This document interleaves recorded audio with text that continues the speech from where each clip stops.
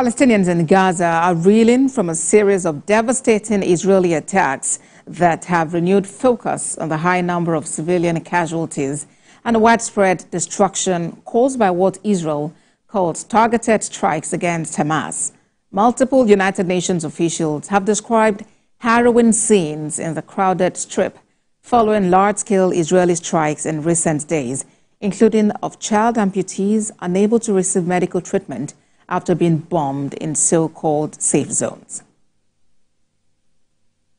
Deputy Humanitarian Coordinator for the occupied Palestinian territory, Scott Anderson, has described the scene at Nasser Hospital in Khan Yunis on Saturday following an Israeli strike in the safe zone of Mawazi as, quote, some of the most terrific scenes I've seen in the 9 months since it's been in Gaza.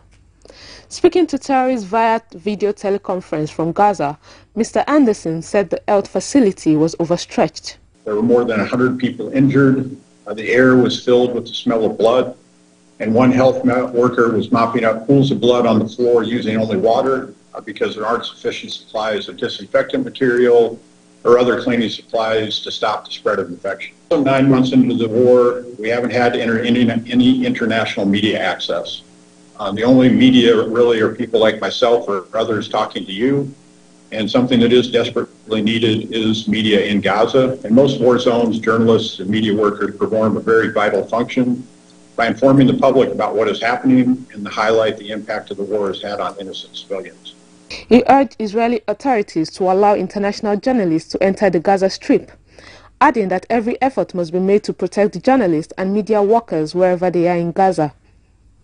The remnants of the Israeli airstrike on the area was evident, highlighting the extent of the bombing that the area declared safe by the Israeli army suffered. Meanwhile, WHO and partners are responding to the injuries from the series of airstrikes in Gaza's Al-Mawazi area near Khan Yunis, reportedly resulting in 78 deaths, 294 injuries and many missing under the rubble.